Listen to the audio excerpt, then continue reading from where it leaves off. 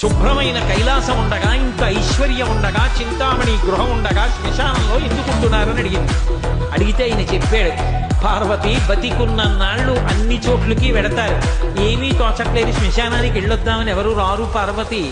నేనంతవాణ్ణంటాడు, పొడుగ్గా ఉన్నానంటాడు, చల్లగా ఉన్నానంటాడు, పండితుణ్ణంటాడు, పద్యాలు నాకు నోటికొచ్చంటాడు, ఉపన్యాసం చెప్పగలనంటాడు, నాకు పాటలొచ్చంటాడు, నేను నాట్యం చేస్తానంటాడు, నేను అధికారినంటాడు, నా దగ్గర డబ్బు ఉందంటాడు, నేను పాట పాడగలనంటాడు. ఇన్ని ఉన్నాయనుకున్న వాడిలోంచి ఊపిరి బయటికి వెళ్ళిపోయిన తరువాత వాడిని తీసుకెళ్లి 4 కొత్త కర్రల మీద పడుకోబెట్టి చాప చుట్టి తాడు కట్టి పైన నూలుబట్ట కప్పి తీసుకొచ్చి అన్నీ తీసేసి కర్రల మీద పడుకోబెట్టి కాల్చేస్తుంటే జీవుడు లేచి నిలబడి పుర్రె పగిలిపోయిన తరువాత కన్న కొడుకు కూడా స్నానం చేసి వెళ్ళిపోతుంటే చీకటి పడిపోయాక, అయ్య బాబోయ్ చుట్టూ ఉగ్రభూతాలు, నా వాళ్ళన్న వాళ్ళు లేరు, వీళ్ళని నమ్ముకున్నాను, ఒక్కడు లేడని ఏడుస్తుంటే నేనున్నాను రా అని చెప్పడానికి నేను కూడా లేకపోతే చచ్చిన వాడు 1000 మాటలు చచ్చిపోతారని అక్కడ ఉన్నాను పార్వతి.